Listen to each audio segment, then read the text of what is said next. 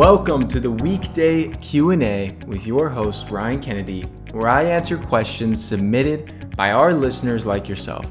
These short daily episodes cover a wide variety of topics to help bring you strategies, tools, and insights to optimize your health and better your life. Now on to today's episode. All right, folks, welcome back to the show. This is your host, Ryan Kennedy, and today's topic is: what is the best form of exercise for optimal health? And there's no real right answer for this. I'm going to kind of go through the best types of exercise, in my opinion. But the quick answer is the type of exercise that you'll do. Something you actually enjoy, that's actually sustainable, and that won't get you injured. So I'm going to go through a few little nuances here, but the bottom line is sustainability is the most important factor when it comes to crafting and designing a good exercise program. Now, I'm not a big fan of chronic cardio. I've spoken about this in the past when it comes to marathon running and long distance cycling and doing triathlon type training, because it's this chronic steady state cardio that's really tough on our joints. It really is not an effective way for fat burning. It actually can lower testosterone and disrupt your hormonal balance, and it's just not the most efficient way to exercise. I mean, spending hours and hours pounding the pavement is not sustainable for most folks. And while it will get you in a great mental state, I think there's amazing mental health benefits to this steady state cardio and getting you into a flow state and relieving stress and anxiety and depression and giving you those endorphins for that quote unquote runner's high. When it comes to your long-term health, I don't think that's the best strategy. Humans have evolved to be hunter-gatherers, right? With the ability to walk long distances, sprint short distances to get away from, predators and to, kind of run away from things that are trying to attack us, and use our strength to lift heavy things, to build things, to throw objects. Those are the main characteristics of how the human body has evolved biologically. And so when we take this into account, it's very important when formulating an ideal movement or exercise program is keeping these three basic functions in mind. So the three forms of movement that I prioritize when I'm designing an exercise program for someone in my practice that I'm working with one-on-one, when I'm designing exercise programs for my courses, for my students, as well as for myself. I incorporate low-level physical activity. This is low impact, things like walking, hiking, paddling, maybe some mellow bike riding. So that's the first category. Second category is some sort of interval training, high intensity interval training where you're doing short, intense sprints followed by long periods of rest. And this can be done on the bike. This could be done on uphill sprinting. This could be done in the pool. One of my favorite ways to do HIIT training is sprinting in the water because of the lack of impact and the low potential for injury. There's a lot of ways you could do it. You could even do it with body weight exercises, battle ropes, all sorts of things, pushing a sled. And then the third category would be resistance training. This would be lifting weights, body weight exercises, bands, kettlebells, all that sort of good stuff. So these three forms of exercise cover most of your bases of targeting the different energy systems in the body and also boosting your overall function and performance. One of the people I really like in the health space is a guy named Dr. Peter Attia, and he talks about the centenarian Olympics. Like, what types of exercise can I do now so that by the time I'm 100, I can complete these basic tasks of daily living? Things like carrying groceries in from the car, things like lifting a suitcase overhead into an airplane compartment, things like lifting up your grandchild or maybe great-grandchild by that time. These are the types of things I like to keep in mind, as well as what makes me feel good. Quality of life. What gives me the best increase in energy, mental clarity, mood, all these different things that really at the end of the day, that's what matters. That's what counts in life, is how we feel. Yes, we all want to look good. Yes, we want to live a long time, but it's about feeling good day to day.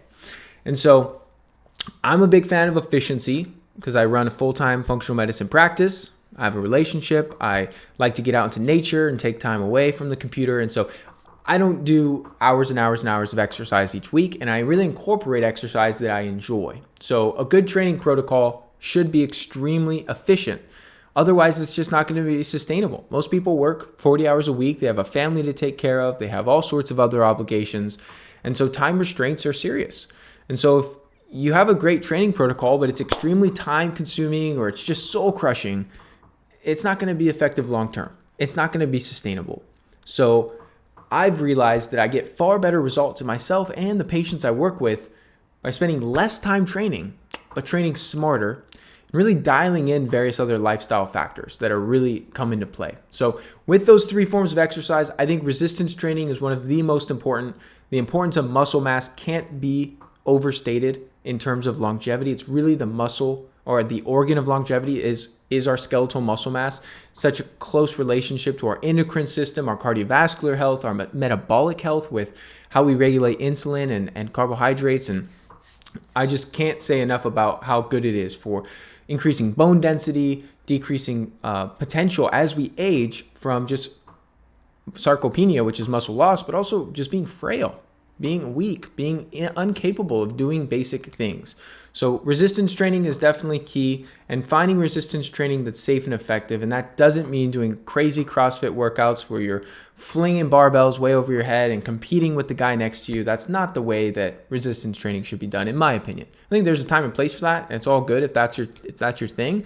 It's just such a high injury potential. I really like using bands, free weights, cable machines, as well as things like kettlebells and less conventional weights, because they just really bring a lot more activation to your stabilizing muscle groups.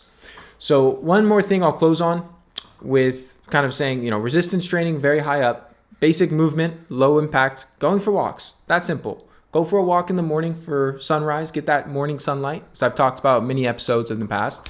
Go for a walk after dinner, soak up the sunset, get that good postprandial digestion and glucose management by doing a little movement after that. And then as far as interval training, mix it in once a week, maybe twice a week, where you're just going hard. For me, it's on the assault bike. I do 3 rounds of 20-second intervals. That's it. 20 seconds of work, followed by about 2 minutes of rest. I repeat that 3 times, a total of 1 minute of actual working out. About 6 minutes of rest. We're talking about a 7-minute workout. And it is incredible how good you feel and how much it stimulates your mitochondria, helps accelerate fat burning, gives you just such a good mental edge from so many variables. So I love doing that once or twice a week. I do resistance training personally, very short workouts, about 15 or 20 minutes. And if you want to learn more, you can go to actually my website, ryankennedyhealth.com/training. I want to say training masterclass. I don't have the URL in front of me, but I put together a free training masterclass for this specific reason, which I will put into the show notes, and I will include a link. So if you're watching this on YouTube, look below the video. If you're listening to it on the podcast, look into the podcast show notes. I'll put a link into my men's training masterclass. It's completely free to really help you take your resistance training to the next level. And I'll also put a link to my women's training masterclass. There's 2 separate ones. And that's really going to serve you in terms of finding efficient and effective ways to get your resistance training in. One more thing that's important to note is the importance of variability.